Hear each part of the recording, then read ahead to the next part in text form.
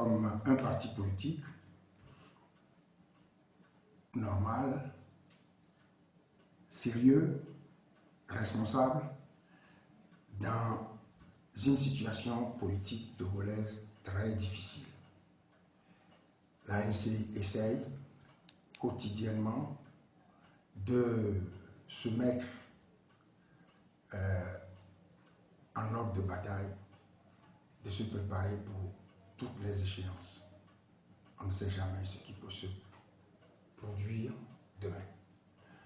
Donc voilà, nous essayons toujours d'améliorer notre implantation, d'envoyer des délégations en tournée. C'est le travail quotidien d'un parti politique responsable.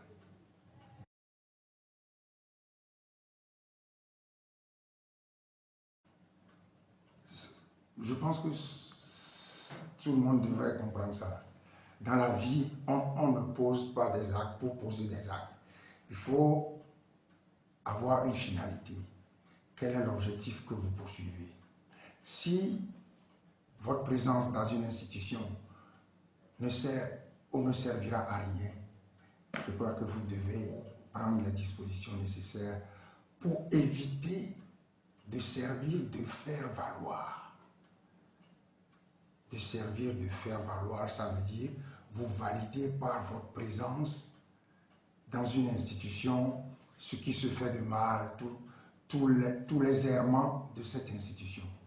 C'est la raison pour laquelle nous avons ces 3 réunions du Bureau national, 2 réunions du comité politique qui ont abouti à cette décision. Mais quelles sont les raisons fondamentales? Il y a d'abord les conditions dans lesquelles les élections se sont passées. Vous vous souvenez qu'il y avait une institution qu'on appelait la CNAP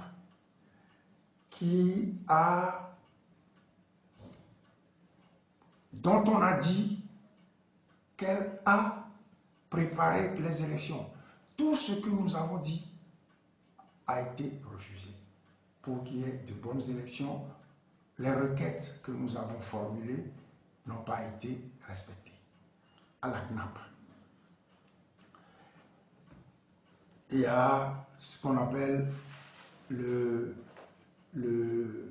découpage électoral. Un découpage électoral ségrégationniste. Nous avons rendu public des analyses sur l'état du découpage électoral, qui est inéquitable, à la limite ségrégationniste, qui crée 2 catégories de citoyens au Togo. Donc le découpage électoral, le recensement électoral. À un moment donné, on a arrêté le recensement dans les zones considérées comme favorables à l'opposition. On a arrêté le recensement et au motif que les personnes recensées dépassaient un quota donné.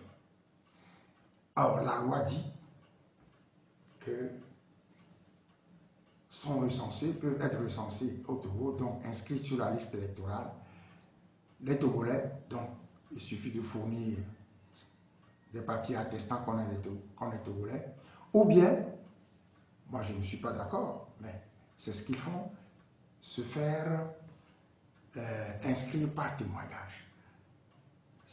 Depuis toujours, on inscrit par témoignage. Plus de 75% des gens sont inscrits par témoignage, ce qui est mauvais.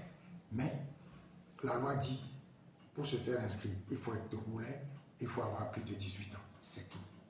Donc, toute personne qui fournit des papiers attestant qu'il est togolais doit être acceptée sur la liste.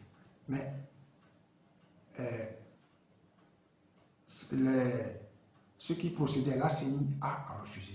Et la CENI a justifié par le fait que le nombre d'inscrits a atteint un quota donné. Lorsque j'ai pris contact avec des gens de la CENI pour leur dire, qu'est-ce que vous racontez? Ils disent non, que c'est le président de la CENI qui a dit ça et qu'il ne devrait jamais dire ça.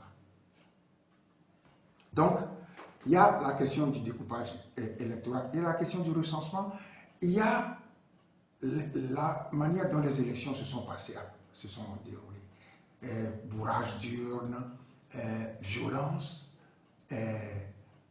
vote avec des bulletins prévotés, intimidation le jour du scrutin, intimidation pendant la campagne. Moi-même, j'ai subi des intimidations. De la part de qui? De la part de Madame la Première ministre, qui était à Baroué quand on faisait campagne. Avec toute la disproportion de moyens qu'il y a entre nous, pourquoi ne pas nous laisser faire campagne tranquillement? Donc, les nervis de UNIR nous ont empêchés de faire campagne en faisant beaucoup de boucans. Donc, toutes les conditions des élections, utilisation des moyens de l'État. Vous avez vu, dans l'administration, les véhicules sont mis à disposition de l'UNIR. Il y a toutes ces conditions posent, vraiment interrogent. Mais là-dessus, c'est la première partie, c'est les conditions des élections. Mais la raison fondamentale pour laquelle nous, on a décidé de ne pas siéger, c'est le changement de constitution. Le changement de constitution, ça s'est passé comme si les Togolais étaient des esclaves à qui on impose des choses. Ils sont des moutons, on leur demande de courir dans ce sens, ils doivent courir, on leur dit de courir dans ce sens. La Constitution interdit toute modification de la Constitution en période d'état d'urgence. Vous vous souvenez, ils ont voté la prorogation de l'état d'urgence à un moment donné. Il y a un article de la Constitution qui l'interdit. Mais est-ce que l'Assemblée nationale pouvait agir comme il l'a fait? Non. Le mandat est arrivé à expiration. Vous voyez, il y a des gens qui parlent de une Assemblée nationale en fin de mandat. En vérité, il est impropre de dire en fin de mandat. Parce que fin de mandat, ça pourrait dire 2 semaines avant. Avant la fin du mandat, il est en fin de mandat. Non, le mandat a expiré depuis décembre. Et ils ont commencé à faire des choses. Donc, en avril, mai, je vous dis que le régime RPT uni ne respecte pas les Togolais.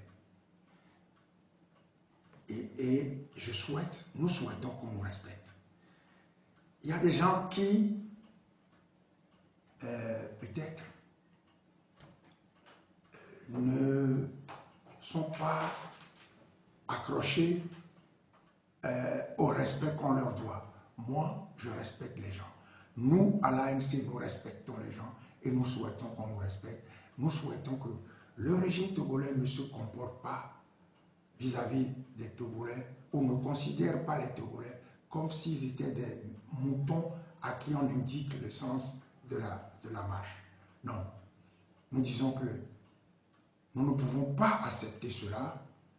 Et vous savez, nous avons rendu public il y a quelque temps un document que nous avons intitulé « Il est temps de sonner la révolte de l'imposture et des forfaitures du RPT UNIR. » Et donc, il est temps de montrer que nous n'accepterons pas tout. Nous souhaitons qu'on nous respecte. Nous disons « non passera ». Ça veut dire « ils ne passeront pas ». Ils ne passeront pas.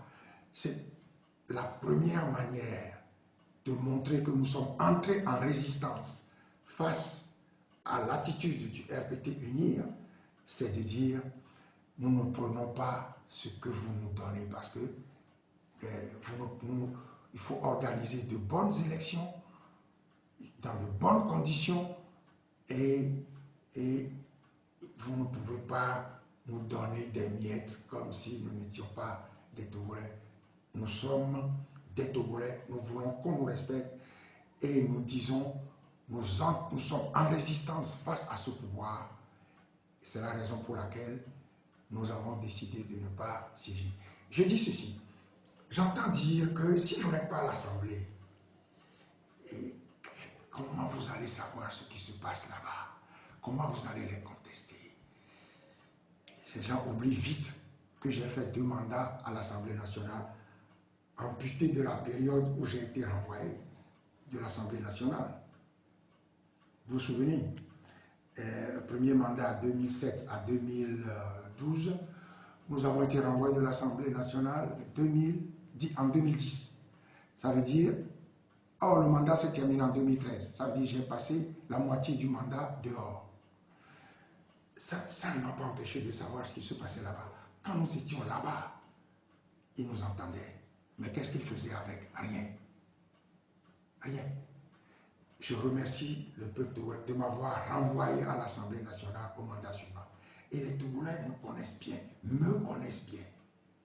Tout ce qui se raconte par jalousie et autres. Je pense que les Togolais comprennent les raisons pour lesquelles nous sommes victimes d'insultes, de certaines choses. Mais nous ne disons rien, nous continuons notre combat. Donc, j'entends dire qu'il faut être là pour voir.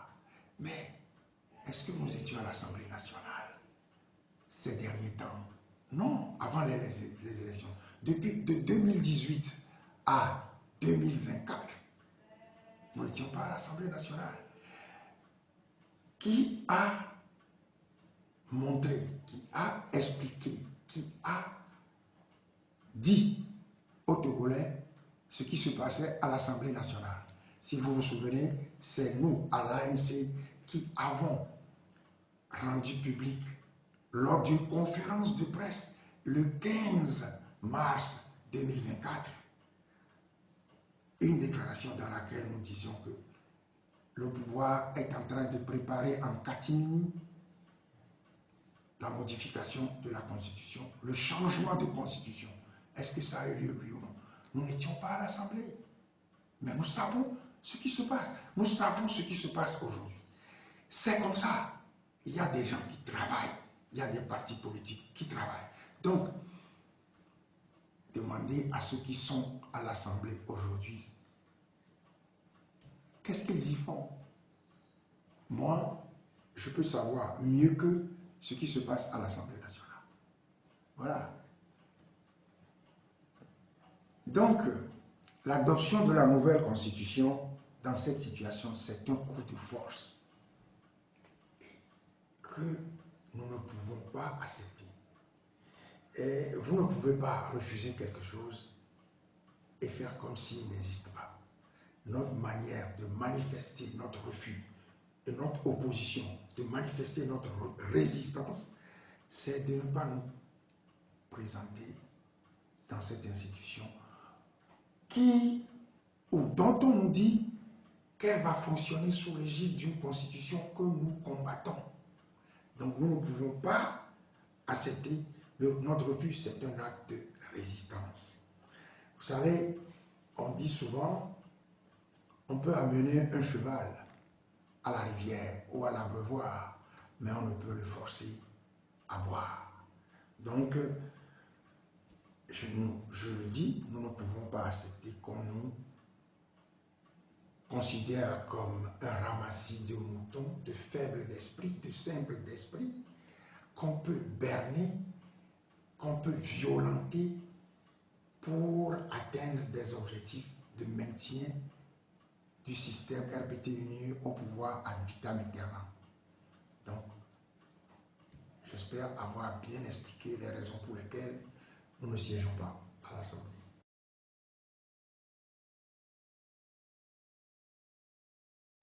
Alors, de raison en raison, qu'est-ce qui sous-tend maintenant le refus de participer aux travaux du cadre permanent? D'une manière, c'est pratiquement la même chose. C'est la même chose. Nous avons participé à la CNAP. Nous savions qu'aucune institution ne fonctionne au Togo. Tout est fait pour que vous serviez de faire valoir. Vous allez valider. Et les gens disent, vous êtes là-bas. Et la population est trompée, elle est bernée, l'opinion est bernée, parce que vous êtes là-bas. Nous sommes là-bas comme ANC, dans ce qu'on appelle l'opposition. L'opposition togolaise est hétérogène. C'est ça qui fait une de ses faiblesses. Elle, je dirais même hétéroclite. Pourquoi? Parce que le pouvoir en place crée des partis d'opposition qui ne vous laissent pas vous exprimer dans les institutions où on les invite. C'est fait exprès. Je ne veux pas citer des noms. Ils vous volent dans les plumes quand vous prenez la parole, ils vous contestent. Moi-même, je suis allé à certaines réunions de l'opposition. Dès que j'ai fini de parler, des partis prétendus être membres de l'opposition me sont tombés dessus. Donc, si vous voulez, quand on est quelque part, dans une institution ou dans une assemblée, il faut que votre présence serve à quelque chose. Si vous êtes persuadé que votre présence ne servira à rien, vous pouvez utiliser ce temps pour faire autre chose. Donc, de la même manière que nous ne siégeons pas à l'Assemblée nationale, nous ne siégeons pas au CPC. Ce sont des institutions inféodées au parti, comme toutes les institutions de la République. Vous savez, tout à l'heure, quand je parlais des inscriptions sur les listes électorales, le découpage électoral, nous avons saisi, juste pour voir comment elles vont se comporter, des institutions de la République. Nous avons d'abord écrit à la CENI à plusieurs reprises, mais nous avons saisi la Commission nationale des droits de l'homme pour le découpage électoral. Nous avons saisi la Commission nationale des droits de l'homme pour le refus d'inscrire des gens qui sont présents dans les centres de vote. Les gens sont allés pour s'inscrire. On a dit non. Le niveau atteint par les inscriptions est suffisamment élevé. On ne veut plus prendre d'inscription. C'est ça qui a été dit à une délégation de l'opposition qui s'est rendue à la CENI pour l'interroger sur les raisons du refus d'inscrire des gens qui étaient dans les files d'attente dans les centres de vote et de recensement. Donc, nous avons écrit. La Commission nationale des droits de l'homme nous a donné raison pour dire nous avons raison, c'est un sujet récurrent, et puis après, rien. Rien. On a laissé le pouvoir faire le découpage qui consacre la bantoustanisation du Togo, c'est-à-dire des citoyens ayant des droits différents. C'est comme dans les Bantoustans à l'époque de l'Afrique du Sud. Donc, vous savez, les gens pensent que le pouvoir a le droit de faire le découpage qu'il veut. C'est faux. L'article 5 de la Constitution de 92 dit ceci. Le suffrage est universel, égal et secret. Personne ne s'interroge sur la signification de égal. L'égalité devant le suffrage. L'égalité de tous les Togolais devant le suffrage. Ça veut dire des circonscriptions électorales ne peuvent pas, avec 40 000 électeurs, élire un député comme Blita, 40 000, et une circonscription électorale comme le Zion, le Tchévier, élire un député avec 125 000. Ça veut dire un député ou une personne de Blida vaut plus de 3 fois une personne de Zion. Je me tue à l'expliquer. J'essaie d'expliquer aux Togolais. La Constitution interdit le découpage tel qu'il est fait. Tel qu'il est fait, le découpage togolais viole la Constitution, l'article 5 de la Constitution de 92. Je ne veux pas invoquer ce que dit la fameuse Constitution de la 5e République. Elle dit la même chose. Mais je ne veux même pas l'invoquer parce que pour moi, elle n'existe pas. Donc, vous voyez, nous ne sommes pas au CPC parce que toutes ces institutions, toutes, j'ai saisi la Cour suprême avant les élections. Vous imaginez, j'ai saisi la Cour suprême sur le découpage parce que c'est une violation de la Constitution. J'ai saisi la Cour parce que je ne veux pas saisir la Cour constitutionnelle inféodée.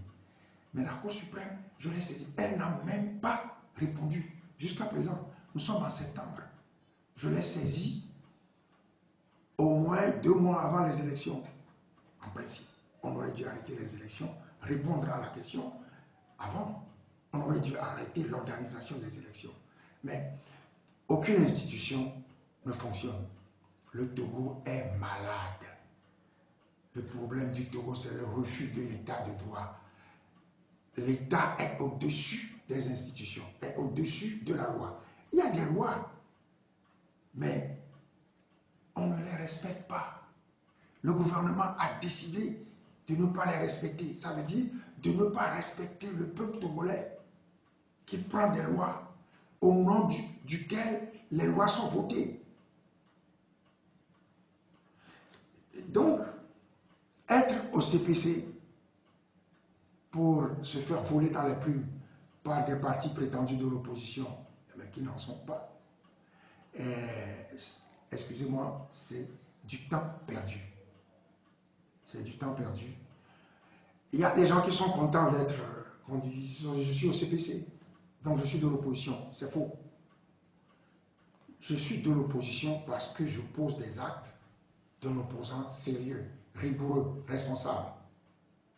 Ce n'est pas je suis... Ouais, le régime, le système RPT UNIR sème la confusion. Malheureusement, il y a des gens qui se disent journalistes, qui se disent ceci, qui se donnent des airs de, comment je dirais ça, procureur, ou des gens qui jugent les consciences et qui disent beaucoup de choses. Et ils ne s'occupent pas de l'essentiel.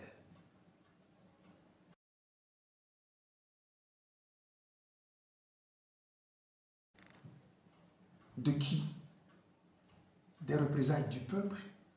Nous devons avoir toujours peur du peuple, mais je crois que le peuple comprend très bien ce qui se passe.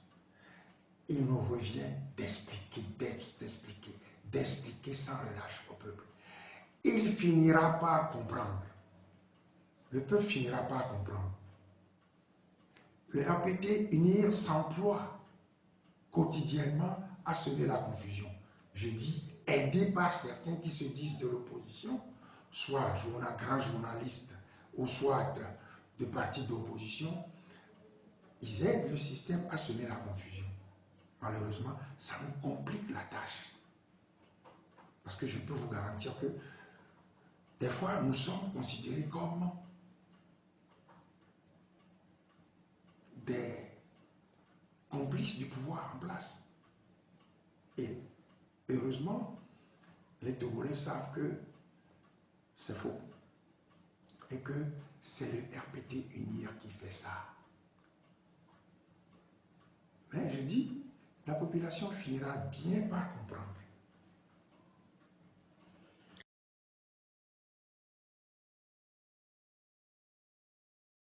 D'abord, je ne vois pas très bien ce que M. Bawara vient chercher dans cette affaire. Le système RPT UNIR s'emploie à déstabiliser quotidiennement l'ANC. Donc, nous savons que c'est notre sort. Nous savons que nous sommes un parti d'opposition en face du système RPT-UNIR, dont nous voulons le départ. Et donc, nous n'attendons pas du système RPT-UNIR qu'il nous fasse des cadeaux. Mais je ne vois pas très bien le système en place se prononcer sur je suis un traître ou je ne suis pas un traître. Je suis un traître par rapport à quoi? Par rapport à Gomaro.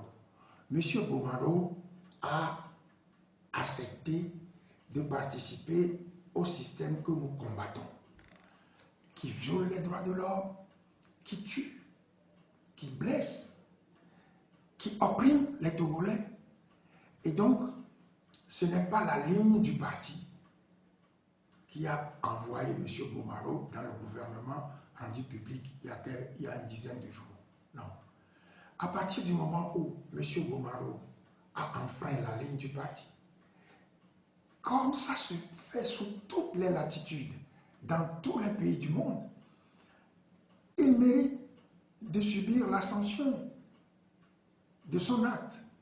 Et donc, il est sanctionné, il est exclu. Il a trahi la ligne du parti. Il est exclu.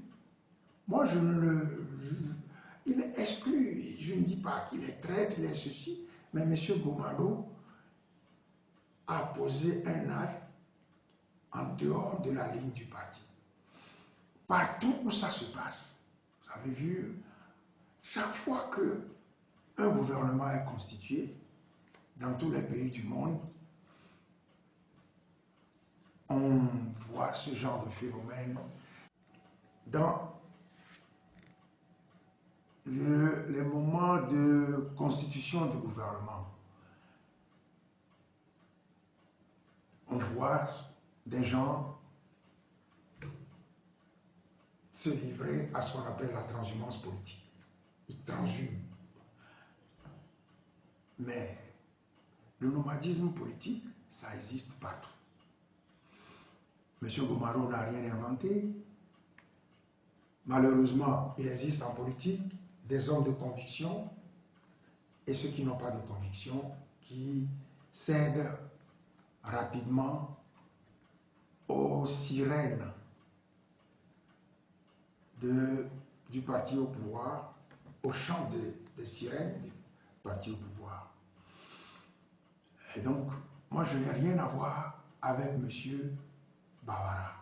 Mais je suis très flatté que M. Bawara s'en prenne à moi. Quand mon adversaire s'en prend violemment à moi, ça veut dire que je suis dans le bon sens. J'ai posé un acte qui lui fait péter les plombs. Et donc, ce que j'ai fait est bon. Et surtout si ce n'est pas mon adversaire, mais c'est mon ennemi politique. Vous savez, on ne nous traite pas au Togo comme si nous étions des adversaires politiques du pouvoir. On nous traite en ennemis. Le 16 août 1998, l'armée, tout le monde a oublié, a bombardé mon domicile. On a tiré 3 roquettes sur mon domicile. Et c'est un miracle qu'il n'y ait pas eu de mort dans la maison. Miracle. Parce que mes enfants ont quitté la maison 5 minutes avant l'arrivée des camions militaires. Ils ont tiré des roquettes. Ils ont tiré ce que j'ai ramassé comme douille de balles dans mon domicile. Eh bien, je peux dire, je suis un miraculé.